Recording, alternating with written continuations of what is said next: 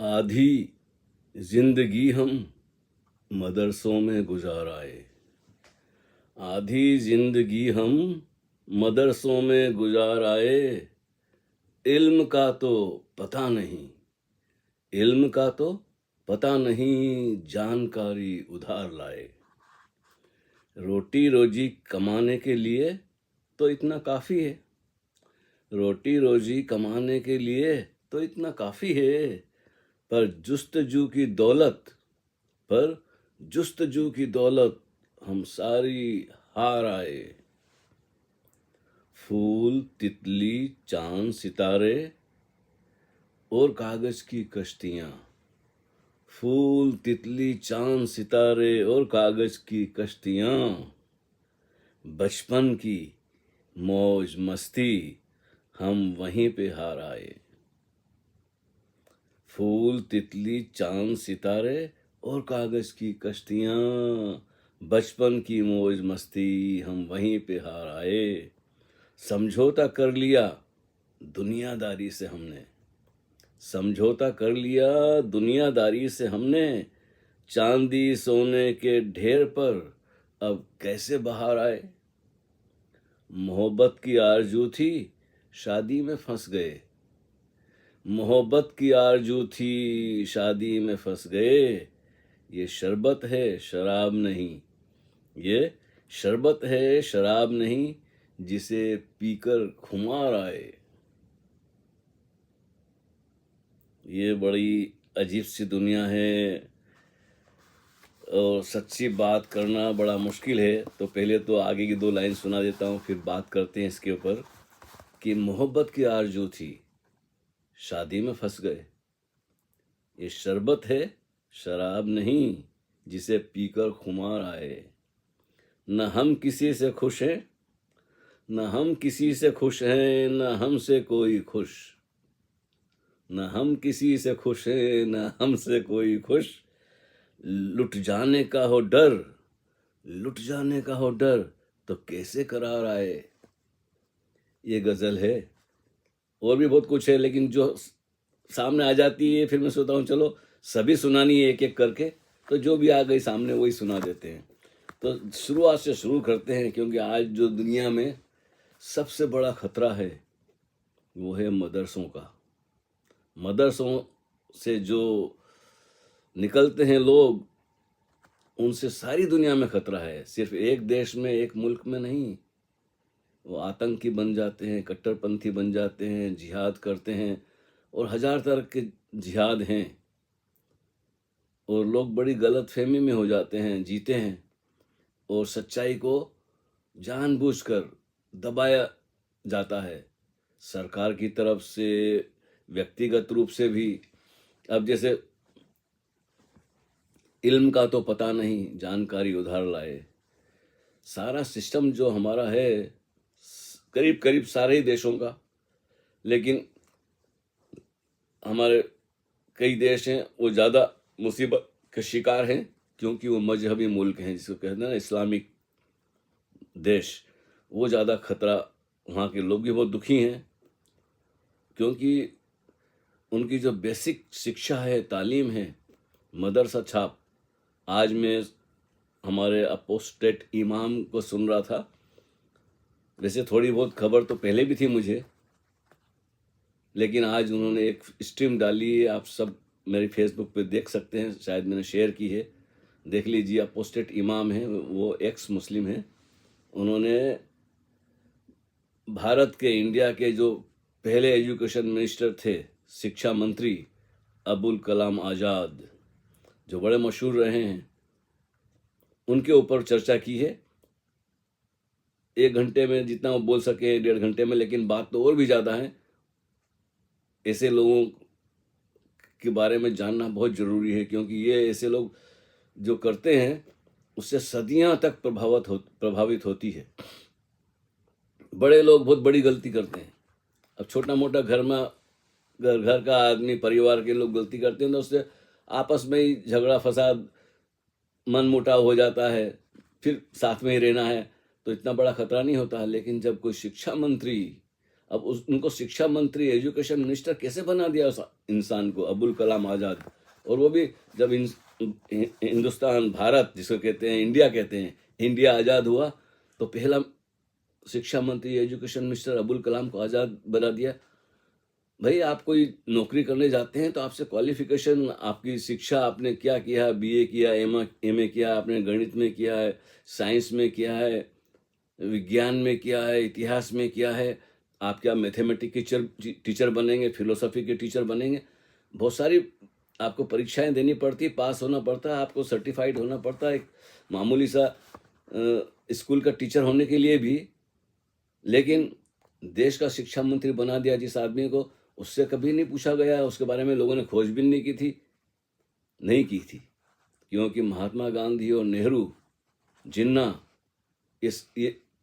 इन सब लोगों की एक ऐसी टीम थी जो अंग्रेजों की चमचागिरी करती थी। तो आज मैं ये मदरसे का नाम आ गया है ना, तो बाय चांस मेरे दिमाग में आ गया कि मदरसा, क्योंकि जो भी मदरसे से निकलता है, अब इतने फिरके हैं इस्लाम में, 72 फिरके से 73 फिरके हैं, और उसमें से सिर्फ एक फिरके वाले जन्नत में जाएंगे, बाकी सब दोजख में, नरक में जाएंगे, एक ही फिरका स्वर्ग में जाएगा। तो हर एक फिरका समझता है कि, संप्रदाय समझता है कि हम सच्चे हैं, बाकी दूसरे हैं। तो ऐसा है कि बात करना है शिक्षा पर, क्योंकि इल्म का तो पता नहीं। इल्म क्या होता है? इल्म का मतलब ज्ञान नहीं होता है, इल्म का मतलब उससे भी ज़्यादा होता है। आध्यात्मिक अर्थों में इल्म का मतलब होता है स्वयं को जानना। जिसने खुद को ही नहीं जाना, वो क्या, आजकल जो शिक्षा है, तालीम मिलती है, वो सब जॉब के लिए, कि भाई पढ़ लिख लो, ये सर्टिफिकेट मिल जाएगा, ये अच्छी नौकरी मिल जाएगी, तो रोटी रोजी कमाने के लिए लोग पढ़ाई करते हैं, स्वयं को जानने के लिए नहीं। उनको वहम है कि हम जानते हैं, खुद को तो हम जानते हैं, क्या नाम है, नाम बता देते हैं, कहाँ से आए हो बता देते हैं, माँ बाप का क्या नाम है, कहाँ रहते हो, कौन सी जात के हो, हिंदू हो, मुसलमान हो, ईसाई हो, सिख हो, वर्मा हो, शर्मा हो, अंसारी हो, चौधरी हो, शाह हो, न मालूम क्या क्या सरनेम होते हैं, मिलियंस ऑफ, जॉनसन हो। तो ये हम बोलते हैं कि जी हम जानते हैं खुद को, कि मेरा नाम ये है, मेरे माँ बाप का नाम ये है, मैं यहाँ पैदा हुआ। लेकिन इनमें से कोई भी चीज़ सच्ची नहीं है, ये सब सुनी सुनाई बातें हमने मान ली है। तो आज उस इंसान की हम बात करेंगे जिसने पढ़ाई बिल्कुल नहीं की, जो कभी स्कूल में नहीं गया, और किसी विश्वविद्यालय में, कॉलेज में, यूनिवर्सिटी में, जिसके पास कोई डिग्री नहीं है, जिनको वो तो मदरसे में भी शायद नहीं गया होगा। आप सुनेंगे अबुल कलाम आज़ाद की जीवनी, उनके बारे में जानकारी करेंगे, यहाँ पे मिल जाएगी आपको इंटरनेट पे भी। उनको सिर्फ मौलवियों ने पढ़ाया, वो भी घर पे, और मदरसों में क्यों नहीं भेजा? वो इमाम, अपोस्टेट इमाम ने बड़ी मजा किया, ढंग से कहा कि मदरसे में इसलिए नहीं भेजा कि मदरसे में मौलवी जो लोग होते हैं, जो पढ़ाते हैं बच्चों को, वो उनके साथ पीडोफाइल, क्या बोलते हैं उसको, गलत संबंध बनाते हैं, छोटे छोटे बच्चों को मोलेस्ट करते हैं, उनको उल्टा सीधा उनसे कहना चाहिए कि अमानवीय कृत्य, जिसको कहना चाहिए सेक्सुअल जो वासनाएं होती हैं, उनको ज़बरदस्ती डरा के, धमका के पिटाई करते हैं खूब। मैंने तो देखा भी है, ऐसी वीडियो आपको मिल जाएगी जो मदरसों में बच्चों को किस बुरी तरह से पीटा जाता है। और अभी आप एक्स मुस्लिमों की जो स्ट्रीम देखेंगे ना, तो हजारों एक्स मुस्लिम हैं, महिलाएं भी हैं, पुरुष भी हैं, वो अपनी आप बीती बताते हैं कि, और जो लोग मदरसे आए हैं, मदरसों से पढ़ के आए हैं, वो अपना बताते हैं कि बचपन में हमारे साथ क्या क्या हुआ मदरसों में, और कितने मौलवी पकड़ा जाते हैं, लेकिन उनके लिए कोई नहीं। कितने प्रीस्ट, पादरी जो ईसाई होते हैं, वो पकड़ा जाते हैं, अमेरिका में हर साल पकड़ा जाते हैं, लेकिन उनके लिए कोई सज़ा नहीं। उनको वहाँ से फ़ौरन कोई शिकायत आती है तो उनको एक गांव में से, एक शहर में से दूसरे शहर में भेज देते हैं, तबादला बदली कर देते हैं, फिर नया मौलवी आता, फिर वो। तो ये सिलसिला बहुत पुराना है, बच्चों का इस्तेमाल करना, छोटी छोटी बच्चियों को इस्तेमाल करना। तो आज वो बात निकल आई है तो कर रहा हूँ कि मदरसे सबसे खतरनाक है, इसलिए योगी जी मदरसों पर प्रहार कर रहे हैं। वो भारत में जितने भी मदरसे हैं सबको बंद करवा रहे हैं, उनके पास फंड मिलता है। भारत में इतनी धोखाधड़ी चल रही है, वक्फ बोर्ड की प्रॉपर्टी है, वो बिल्कुल हवाई बातें हैं। लेकिन क्या है, जिसके हाथ में शक्ति होती है, सत्ता होती है, पावर होता है, वो नए नए कानून बना देता है। तो वक्फ बोर्ड भी ऐसी हवाई बातें हैं, लेकिन क्या है कि देश के प्रधानमंत्री ने तय कर लिया है कि भाई एक संस्था बना दी वक्फ बोर्ड की, मतलब दान उसको कोई भी दान कर सकता है। जिसके पास जमीन नहीं है वो भी जाके बोल सकता है भाई ये जमीन है, ये प्लॉट मेरा है, भले उसके पास कागज ना हो, लेकिन वो बोलता है मैंने वक्फ बोर्ड को दान कर दिया। तो वक्फ बोर्ड में उस आदमी का नाम लिख लेंगे और उस कि इसने इतना दान किया है। भले उसके पास एक खाने को पैसा ना हो, लेकिन वो बोल देगा ये खाली ज़मीन मेरी है, तो वक्फ बोर्ड अपने रजिस्टर में लिख लेगा और फिर आप कोई शिकायत नहीं कर सकते। इसलिए पूरे गांव के गांव भी वक्फ बोर्ड ने अपने नाम कर लिए हैं। अभी तो इस पर बहुत झगड़ा चल रहा है। तो मदरसों में क्या सिखाया जाता है? उनको दुनिया की शिक्षा नहीं जाती कि इंजीनियर बनना है, कि डॉक्टर बनना है, कि बिजनेसमैन, कोई ऐसी बाहर की शिक्षा नहीं दी जाती है। उनको कुरान शरीफ पढ़ाई जाती है, और वो भी अरबी में। मतलब कि आप जिस भाषा को समझते नहीं है उसको सुन सुन के पढ़ के ABC सब अल्फ़ाबेट आपने पढ़ना आ गया आपको, लेकिन उसका मतलब क्या होते हैं, अर्थ क्या होते हैं, मीनिंग क्या होते हैं, आपको बिल्कुल पता नहीं होता है। जैसे कोई संस्कृत है, कोई मंत्र दोहरा ले, भले मंत्र का मतलब क्या होता है कुछ नहीं है, तो सारा उनको रट्टा लगा के दिन भर बार बार, दिन में 1000 बार वही रिपीट करना पड़ता है 2 लाइनें। और आप जब हफ्ते भर तक 2-2 लाइनें बार बार रिपीट करेंगे तो आपके अंदर वो बिल्कुल आपको ज़बानी याद हो जाएगी। इस तरह के उनको कुरान शरीफ और हदीसें रटाई जाती है, लेकिन उनको मतलब नहीं समझाया जाता है कि इसका मतलब क्या है जो तुम पढ़ रहे हो, जो जिसको तुम बार बार दोहरा रहे हो। अगर वो मतलब पूछता है तो मौलवी बोलते हैं नहीं ये तुम्हारा काम नहीं है, इस चक्कर में मत पढ़ो, क्योंकि उसमें असली बात है। इसलिए मैं कई मुसलमानों से मिला हूँ, उसमें मेरे जानकार पहचान वाले भी हैं। जब भी मैं कोई से बात करता हूँ वो टाल जाते हैं, उल्टी सीधी बात करते हैं, सवाल बदल देते हैं। तो मैं सोचता हूँ आपस वाले लोग हैं, इनसे क्यों झंझट करना। क्योंकि मेरा अनुभव है, जब भी मैंने किसी से जिद करके कोई बात पूछना चाहिए, करना चाहिए, तो उनसे मेरी दोस्ती टूट गई। फिर वो मुझे नहीं बुलाते हैं, बोलते भाई ये आदमी गड़बड़ है। तो इसलिए मैं भाई उनकी मर्जी की तलाश करेंगे, लेकिन स्टडी करना ज़रूरी है। तो मदरसों में कोई ज्ञान की बात, इल्म की बात, कोई रोटी रोजी बाहर जाके आप कमा लेंगे, अच्छा जॉब मिल जाएगा, अच्छी नौकरी मिल जाएगी, ऐसी बात नहीं है। आप वहाँ से पढ़ लिख के सिर्फ मौलवी बन सकते हैं, जिहादी बन सकते हैं। मरने मारने के लिए आप तैयार रहेंगे और लोगों को कन्वर्ट करने के लिए आप तबलीग कहते हैं, मतलब शिक्षा देंगे इस्लाम की, तो उसी से आपका गुजारा होगा। मस्जिद मस्जिद में भटकते रहेंगे इधर से उधर। लेकिन वो क्या है कि उनके दिमाग को इस तरह से प्रोग्रामिंग किया जाता है कि उसको सच मान लेते हैं, और सिर्फ इस्लाम ही सच्चा है, और सारी दुनिया में इस्लाम फैलाना है। और जो देखो आप इसकी इतिहास देखो, हिस्ट्री देखो इस्लाम की, तोड़ फोड़ सही। मोहम्मद के एक किताब है, आप अंडरस्टैंडिंग मोहम्मद, अली सीना की है, वो आपको इंटरनेट में फ्री में मिल जाएगी, यूट्यूब पे मिल जाएगी। दूसरी है 43 डेज अली दश्ती, ये भी मिल जाएगी आपको। और क्या बोलते हैं, रंगीला रसूल। और अभी एक वो रिजवी थे, क्या नाम उनका, वो जितेंद्र नारायण त्यागी बन गए, इब्राहिम रिजवी थे शायद उनका नाम था। उन्होंने एक मोहम्मद किताब लिखी है। तो इस सब बातें मिल जाएंगी, लेकिन लोग पढ़ते नहीं हैं। जैसे हिंदू हैं, बहुत सारे हिंदू हैं जिन्होंने ठीक से गीता का अध्ययन नहीं किया, रामायण का, उपनिषदों का। जैसे जैन हैं, उन्होंने अध्ययन, अपनी धार्मिक किताब लोग पढ़ते नहीं है, सिर्फ जो मुल्लों से, पंडितों से, इनसे उससे सुन लेते हैं, पुरोहितों से, बस वही बातें याद रखते हैं। और वो लोग समझाते हैं कि क्या ठीक है, क्या गलत है, क्या पढ़ना है, क्या नहीं पढ़ना है। हम कर लेंगे आपकी, इसलिए सारी मज़ारें चल रही है, दरगाहें चल रही है, और बहुत सारी बातें मुझे करनी है। लेकिन क्या है कि मैं अपनी बात शायरी से शुरू करता हूँ, और मुझे बहाना इसलिए मिल जाता है कि मैंने इस तरह की शायरी की है। अब देखो ना, हमने कहा शुरू में ही कि आधी जिंदगी हम मदरसों में गुजारा है। वो पढ़ाई ऐसी होती है कि पहले वो क्या बोलता है, हाफिज बनो, मतलब पूरी ज़बानी याद आए, वो क्या करो, पूरी ज़बानी याद कर लो कुरान शरीफ। फिर वो आलिम बनेगा, मौलवी बनेगा, ये उसमें बड़ी डिग्री होती है। तो उसमें आप करते जाएं, फिर आप एकदम से हो जाएंगे कट्टर, झूठ पे झूठ, झूठ पे झूठ। आज मेरे एक अपनी शकील प्रेम है, उनकी भी आप मेरे फेसबुक पे देखा करें। ये तो रील पे तो मैं बस थोड़ी बहुत बात कह देता हूँ ताकि बात शुरू हो। कम अब जो पूरी बात नहीं सुनना चाहते कम से कम 2-4 बातें सुन ले। असली बात तो क्या है कि आप फेसबुक पे या यूट्यूब पे देखा करें। तो इल्म का तो पता नहीं जानकारी उधार लाए, और रोटी रोजी कमाने के लिए बस काफ़ी लोग रोटी रोजी कमाने के चक्कर में ही ज़िंदगी गुजार देते हैं। फिर कभी मोहब्बत की आरज़ू थी, शादी में फंस गए।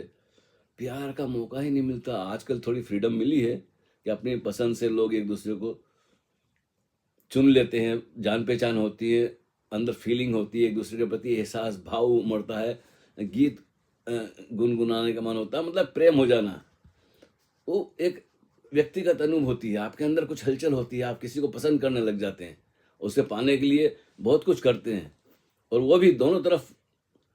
तब तो उस बात में कुछ मज़ा आता है। लेकिन हमारा जो पुराना शादी का ढंग है अभी भी वो चल रहा है कई देशों में, कम से कम भारत पाकिस्तान में। और पाकिस्तान में तो हालत बहुत ख़राब है। आप देखेंगे यूट्यूब पे भाई बहनों की, कजन सिस्टर की शादियाँ होती रही है बरसों से। उसके कारण उनकी जो औलाद पैदा होती है उनमें बहुत सारी बीमारियाँ होती है। हर तरह की बीमारी की जड़ वही है, अपने परिवारों में शादी करना, आपस में शादी करना, भाई बहनों कजन ब्रदर में। ऐसी ऐसी शादियाँ हैं कि आपको हैरानी होगी, उससे हमारी पूरी नस्लें खराब हो जाती इंसान की। तो बातें ऐसी है जो सच्चाई की बातें हैं, लोग सुनना नहीं चाहते हैं, जानना नहीं चाहते हैं। झूठ इतना बचपन से डाला जाता है उनको कि वो सच सुनने से भी घबराते हैं। मनोरंजन चाहिए, बस दिल बहला जाए किसी तरह, घंटा 2 घंटा। और हमारे पास ये उपकरण है आजकल बहुत सारे। तो बातें तो बहुत कुछ कहनी थी कि फूल तितली चांद तारे और कागज की कश्तियाँ, आजकल ये सब कहाँ रहे। आप जब इंटरनेट आ गया, टीवी आ गया, हमारे जो प्रकृति से संबंध थे वो टूट गए। घूमना फिरना, नदी में तैरना, हाँ, बहुत सारी छोटी छोटी चीज़ें थी जिसमें हम मिलजुल कर करते थे, सब छूटने लगी हैं। खैर वक्त के साथ बहुत कुछ बदलता है, लेकिन अभी भी बहुत कुछ है। इंसान चाहे तो ध्यान साधना कर सकता है, अपना पता लगा सकता है। मेरा उद्देश्य वही है सिर्फ। बाकी तो सब बात की बात है कि मैं शायरी सुना देता हूँ, ये कर देता हूँ। तो ऐसा है कि अब ये काफ़ी लंबी हो रही है और दूसरी बनाऊंगा मैं। अभी तो बस ये सामने आ गई, तो इसमें कुछ ज़्यादा ऐसी बातें नहीं है जो बिल्कुल छुपी हुई बातें हों। पहला ही शेर था काफ़ी कि भाई उनकी कोई शिक्षा नहीं हुई, उनके पास कोई यूनिवर्सिटी में पढ़ाई नहीं की, उनको शिक्षा मंत्री बना दिया अबुल कलाम को, आज़ाद को। और उन्होंने भारत की शिक्षा प्रणाली को इस तरह तबाह किया, इतनी बदलाहट की है उन्होंने। जो कोर्स होते हैं विश्वविद्यालयों के, उन्होंने उल्टी मतलब जो लुटेरे थे, जितने मुगल आए लूटने हिंदुस्तान को, जिन्होंने मंदिरों को तोड़ा, हजारों बलात्कार किए, स्त्रियों को ले जाकर मंडियां लगा लगा कर कहाँ बेचा, उनको हीरो बना दिया। उनको बना दिया कि महान पुरुष है, सिकंदर महान है, अकबर महान है, फलाना महान है, औरंगजेब महान है। उनके नाम से हमारे देश में कई शहर और कई जगह हैं। जो लुटेरे थे उनके बड़े गुणगान गाए हैं, और जो बुद्ध पुरुष हुए हैं उनको बिल्कुल कोर्स से हटा ही दिया। स्कूल में उनका नाम की 2-4 बातें मुश्किल से मिलती है। और फिर उनके एक ही नहीं आए अबुल कलाम आजाद, उनके पीछे 4 और शिक्षा मंत्री, हर बार 5 शिक्षा मंत्री हुए हैं, वो इस्लाम का मानने वाले, सभी कट्टर। उन्होंने प्रगति नहीं होने दी भारत की, और उससे बड़ा हानि हुआ है। लोगों को जब पता ही नहीं चलेगा असलियत का, तो जो जो कहा गया वो मान लेता, और आदमी अपने आप को सेकुलर मान लेता। ये भी एक चाल थी। सेकुलरिज्म को कैसे थोपा गया है कि सारे धर्म बराबर है, कोई धर्म बराबर नहीं है। तो अभी भी इस पर लड़ाई चल रही है, और योगी जी इस में बिल्कुल सबसे आगे हैं कि भाई वो दूध का दूध, पानी का पानी। लोगों को, कुछ लोग हैं जो प्रेम से नहीं समझ सकते, और यही हार रही है भारत की कि हमने सोचा था कि दूसरा, नहीं तो पृथ्वीराज चौहान बड़े दयालु, 17 बार मोहम्मद गौरी को माफ़ कर दिया। अभी एक और न्यूज़ आई है कुछ दिन पहले, किसी पाकिस्तान के मिनिस्टर ने कहा, सच सच बोल दिया तो लोग उसके खिलाफ हो गए। उसने कहा कि मोहम्मद गौरी तो लुटेरा था, और भी बाकी सब आए हिंदुस्तान को लूटने, और मोहम्मद गोरी नाम से तो वहाँ हीरो माना जाता है पाकिस्तान में। ऐसी बहुत सारी बातें हैं, आप यूट्यूब पे देखें, एक्स मुस्लिमों को सुने तो आपकी हकीकत का पता चले। इसके आगे और भी चीज़ें हैं, अवैस इकबाल को सुने, साहिल एक्स मुस्लिम है, सच वाला है, कुरान वाला है, और एक शमीम हैं, आज़ाद हैं, और कई महिलाएं हैं, लुबना है, और अब तो नाम याद नहीं रहे मुझे, तो ढूंढेंगे तो आप मिल जाएगा। सच्चाई को सुने और जानना जरूरी है, नहीं तो भारत बहुत खतरे में है। 56 देश हो चुके हैं इस्लामिक, और इंडिया पे, भारत पे सबकी नज़र है कि कैसे यहाँ कब्जा किया जाए, उसको गजवाए हिंद बनाया जाए। और जैसे जैसे ये फैलेगा, सब जगह हिंसा, लड़ाई, मारपीट, बलात्कार, अब यहाँ भी चल रहा है, इंग्लैंड में भी शुरू हो गया कि भाई कितनी लड़कियों के साथ वो हुआ है, बलात्कार हुआ है, लेकिन सरकार आंख बंद किए बैठी है। चलो, बहुत बातें हो गई, फिर कभी मुलाकात होती है कल। हरिओम तत्सत।